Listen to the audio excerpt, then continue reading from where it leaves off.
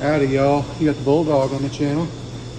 We're underneath my son's Monte Carlo here. It's an 07, and the previous owner said you couldn't fill a tank. I found out real quick you couldn't fill a tank. Here is the canister vent valve. See the endless shower of dirt coming out of it? I'm going to take this thing apart and dump it out. We'll see if this takes care of the slow fuel fill problem where it just keeps kicking off. Got these little tabs here, you pop them loose. You got to pop a bunch of them loose all at once. So be sure to use all 6 of your limbs.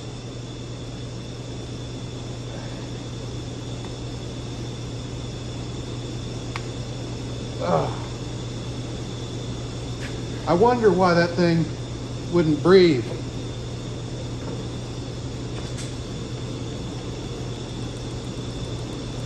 But one of these days I'll run out of dirt, you think? All right, I'm going to finish taking this cap off. There is a foam filter somewhere underneath all this mess. There it is. And then you got the rest of the stuff in there.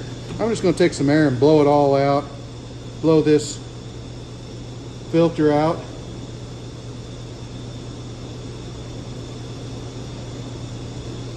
This was a free car. You know, get it off the street, and it had a motor blown up in it. You know, there was a little rodent in the crankcase named Rod, and he was trying to get out. It's running now, drives great. I'm changing the fluid on the transmission, and I figured, oh, I'll just film this real quick here. I'm going to blow this out and come back to you. Okay, I've got the filter blown out. I'll blow this out.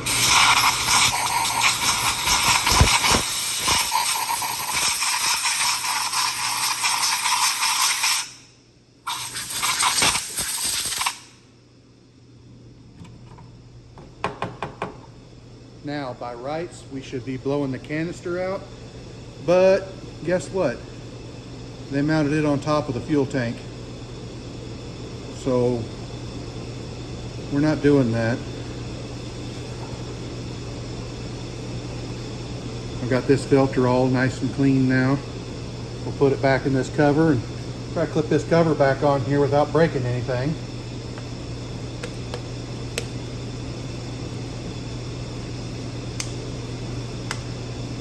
Now, I'm going to stick it up in here, put it back on the slide. You can't see what I'm doing. I can't see what I'm doing.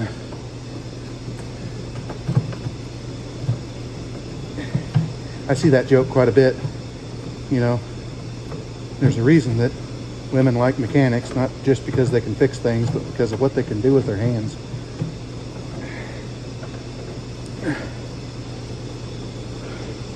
I'm going to get that clipped on there while you're not watching. Okay, this is not too bad to get to.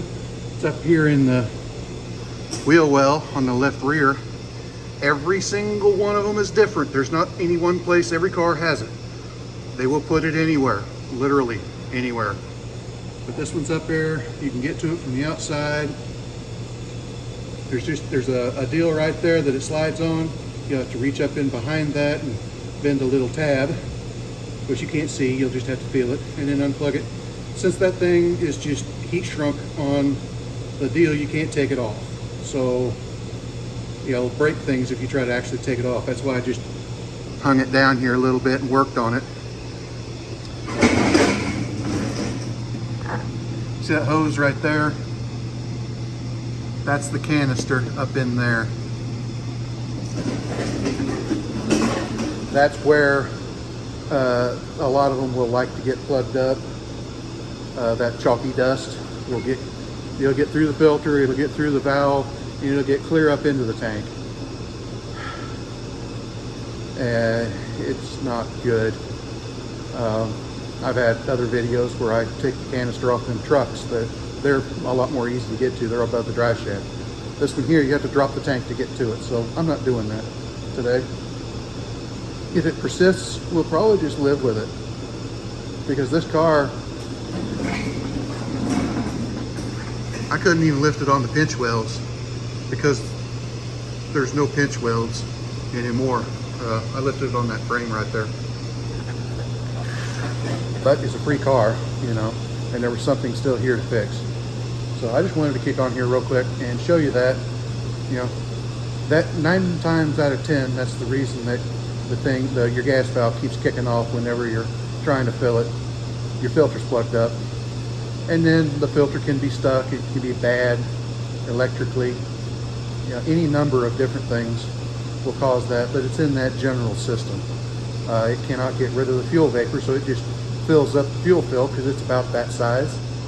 You know, it used to be that big around and the vapor would come back up past the nozzle. Well, now they need to filter it through the charcoal canister to absorb the gas fumes so that the birds don't choke out or something, I don't know.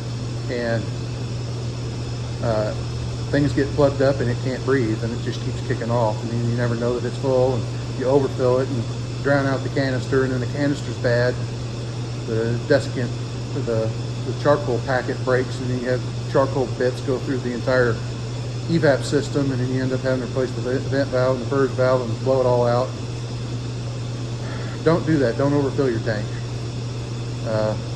So if you're having trouble kicking it off, just kind of know how much it takes. Or what I did was I just turned the key back on and watched the fuel gauge as I was filling it, so I knew when it was getting close.